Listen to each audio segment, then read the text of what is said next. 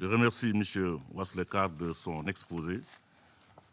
Je vais maintenant faire une déclaration en ma qualité de ministre des Affaires étrangères et des Sénégalais de l'extérieur. Monsieur le secrétaire général, je voudrais, à l'entame de mon propos, me réjouir très fortement de votre participation à ce débat de haut niveau du Conseil de sécurité sur une thématique à laquelle vous portez un intérêt tout particulier. Permettez-moi aussi, au nom du président Macky Sall, de vous réitérer les chaleureuses félicitations du Sénégal pour l'excellent travail accompli au cours de vos 2 mandats à la tête des Nations Unies et pour votre contribution de qualité dans la construction de la paix et de la sécurité, dans la promotion et la défense des intérêts de la communauté internationale, en particulier de l'Afrique, dans les domaines du développement et des droits humains. Je tiens aussi à remercier et à féliciter pour leurs interventions pertinentes et structurées les briefeurs du jour qui viennent de nous donner la pleine mesure des enjeux et des défis liés à la problématique de l'eau. J'ai nommé, bien entendu, Monsieur le secrétaire général vous-même, M. Danilo Turk, président du panel de haut niveau sur l'eau et la paix et la sécurité, Mme Christine Berly, vice-présidente du Comité international de la Croix-Rouge, CICR, et M. Sandip Waslekar, président de Strategic Foresight Group. Mesdames et Messieurs, pour la première fois en 71 ans d'existence, le Conseil, en séance solennelle ce matin, aborde la question de l'eau et de ses liens avec la paix et la sécurité. Certes, la question a figuré en lame de fond de certaines décisions du Conseil de sécurité. Il s'agit en particulier des déclarations S-PRST-2011-15 du 20 juillet 2011 et S-PRST-2013-15 du 2 octobre 2013. La première est relative aux répercussions des changements climatiques et par la seconde, le Conseil exhorte toutes les parties au conflit à s'abstenir, notamment d'attaquer des installations civiles telles que les points de ravitaillement en eau, ainsi que d'éviter d'établir des positions militaires dans les zones habitées. Cela dit, il vous souviendra qu'il y a 7 mois, jour pour jour du reste, Son Excellence M. Macky Sall, président de la République du Sénégal, conduisait, sous la formule ARIA, le tout premier débat du Conseil consacré à la thématique eau, paix et sécurité. Cet engagement au plus haut niveau traduit toute l'importance que le Sénégal accorde à la dite problématique. Il explique sans nul doute aussi le choix porté par le secrétaire général et le président de la Banque mondiale sur le président du Sénégal pour faire partie du groupe de haut niveau sur l'eau. Faut-il te le rappeler, le mandat de ce groupe, composé de 12 chefs d'État et de gouvernement, consiste à mobiliser l'action mondiale en vue d'accélérer la mise en œuvre effective du 6e objectif du programme de développement durable à l'horizon 2030, visant à garantir l'accès de tous à l'eau et à l'assainissement et à assurer une gestion durable des ressources en eau. C'est également son engagement constant dans ce dossier qui vaut au Sénégal d'assurer, à travers son ministre en charge de l'hydraulique, la vice-présidence du panel mondial de haut niveau sur l'eau et la paix, structure dont la mission est de proposer une architecture mondiale pour faire de l'eau non pas une source de conflit, mais un instrument de paix et de coopération. Mesdames et messieurs, de toute évidence, l'eau est indispensable à la vie si elle n'est pas tout simplement la vie. Elle accompagne au quotidien l'individu dans tous les instants de son existence, parfois au-delà. L'élément fondamental en géologie, l'eau est aussi nécessaire à la fois à la biologie, à l'économie, à la culture et au culte. C'est pour ces raisons que les Nations Unies l'ont érigée au rang de droit humain et reconnu que l'accès à l'eau est essentiel à la réalisation de tous les autres droits humains. Hélas, de nos jours, le changement climatique, l'urbanisation, les changements démographiques et les pratiques économiques non durables, de même que la hausse vertigineuse de la consommation, concourent tous à la réduction de la quantité et de la qualité de l'eau. Au demeurant, bien que la surface de la Terre soit constituée de 71% d'eau, moins de 3% de cette eau est douce, dont 2,2% contenue dans les glaciers et les nappes phréatiques.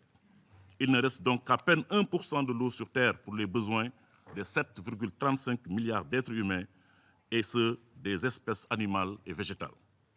Au-delà de sa rareté, la ressource est inégalement répartie sur la planète, 9 pays se partagent 60% des réserves mondiales d'eau, au moment où 28 pays souffrent de pénuries régulières et 80 pays de pénuries ponctuelles. En somme, 1,5 milliard d'habitants de la Terre n'ont pas accès à l'eau potable. Les projections sont encore plus alarmantes. Elles nous avertissent que d'ici 2050, au moins une personne sur 4 est susceptible de vivre dans un pays affecté par des pénuries chroniques ou récurrentes d'eau douce. Mesdames et messieurs, la compétition pour l'accès à l'eau peut sembler inévitable, car plus qu'une simple ressource naturelle, l'eau peut être revêtue d'une dimension géostratégique qui n'est pas sans en faire un enjeu de sécurité dans la politique de nombre d'États. Néanmoins, les efforts légitimes de nos pays et communautés pour se garantir l'accès à cette ressource vitale peuvent et doivent être déployés dans un cadre sain et organisé afin de se prémunir contre les malentendus, voire les tensions, en particulier dans le cas de ressources hydriques en partage entre plusieurs États. L'histoire récente de l'humanité nous enseigne qu'une telle hypothèse ne relève pas de la fiction. Il est vrai à ce propos qu'au fil du temps, de louables efforts ont été fournis dans le sens d'une gestion pacifique et concertée des ressources hydriques avec la signature, depuis la fin de la Seconde Guerre mondiale, de plus de 200 instruments bilatéraux et multilatéraux de coopération concernant une soixantaine de cours d'eau internationaux. Il faudrait, dans la même dynamique, reconnaître que les eaux partagées ont historiquement et parfois de manière improbable rapproché des États et constitué le socle du resserrement des liens et le renforcement de la confiance. En ce qui le concerne, le Sénégal, dont l'histoire, la géographie et le nom portent l'empreinte indélébile de son cours d'eau éponyme, le Sénégal s'est toujours évertué à promouvoir ce que nous appelons aujourd'hui l'hydrodiplomatie. C'est cette foi constante qui fut à la base de la création avec ses voisins, que le secrétaire général l'a rappelé tout à l'heure, il y a presque 45 ans, en 1972 précisément, de l'Organisation pour la mise en valeur du fleuve Sénégal, OMVS, composée de la Guinée, du Mali, de la Mauritanie et du Sénégal, et en 1978, de l'Organisation pour la mise en valeur du fleuve Gambie, dont les membres sont la Gambie, la Guinée-Bissau et le Sénégal. L'OMVS est aujourd'hui cité comme modèle réussi de coopération en matière de gestion collective des ressources en eau. Son originalité repose sur le fait que les installations et infrastructures constituent des ouvrages communs à ces 4 États membres et que les investissements sont menés ensemble et les avantages mutuellement partagés. La coopération, c'est assurément la voie du salut, mais force est de constater qu'il reste encore du chemin à faire dans ce domaine. Il est de même préoccupant de remarquer que 158 des 263 cours d'eau internationaux ne disposent pas à ce jour de cadre de coopération. Il s'y ajoute que selon de nombreux spécialistes, l'inégalité d'accès à l'eau pourrait être la cause principale des conflits de demain. À titre d'illustration, le rapport mondial 2015 sur la mise en valeur des ressources en eau indique que les conflits interétatiques et régionaux peuvent également émerger en raison de la pénurie d'eau et des structures de gestion insuffisantes. Une décennie plus tôt, l'ancien secrétaire général des Nations Unies, Kofi Annan, déclarait, quant à lui, et le cite, « La concurrence acharnée pour l'eau douce pourrait bien devenir une source de conflits et de guerres à l'avenir. » Fin de citation. Mais non sans tempérer cette affirmation par la suivante, je le cite encore, « Cette même compétition pourrait être un catalyseur de la coopération. » Fin de citation. Dans le même registre, la question de l'eau est parfois liée pour des raisons politiques à des contentieux territoriaux, sociaux et économiques. Dans plusieurs conflits, même si l'eau n'est pas la raison déclarée de la guerre, son contrôle n'en constitue pas moins un enjeu important pouvant attiser, dans bien des cas, le conflit. Dans d'autres situations, l'eau est tout simplement utilisée comme arme de guerre ou pour faire pression sur de vulnérables populations. La communauté internationale doit, dans un élan solidaire, combattre ce phénomène qui pose la lancinante question de l'eau dans les conflits, avec ses fâcheuses conséquences humanitaires que nos exposants ont si parfaitement mises en exergue tout à l'heure. Il nous incombe par ailleurs d'accroître les efforts pour la sécurisation des sources et circuits d'approvisionnement et la garantie de la qualité de l'eau qui, dans un contexte de menace globale, doit être tenue hors de portée des nombreuses bandes de criminels et de groupes terroristes. Mesdames et messieurs, entre de possibles conflits et un avenir de paix, le choix du Conseil de sécurité doit couler de source. En la matière, une seule chose mérite de guider notre action. Si rien n'est fait, l'eau pourrait conduire à des confrontations à l'avenir, comme les hydrocarbures et la terre sont aujourd'hui à l'origine de conflits. La notion de diplomatie préventive retrouve alors toute la plénitude et la noblesse de sa signification. Naviguer dans un autre sens serait ramer à contre-courant, si ce n'est nager en eau trouble.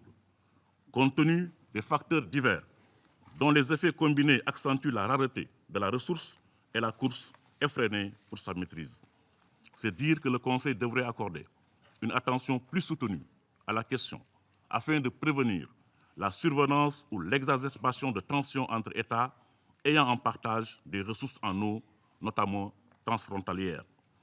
À cet égard, il est établi que le risque de tension est accru entre pays situés en amont et en aval d'un même bassin fluvial, avec des situations susceptibles, des fois, d'entraîner une instabilité régionale.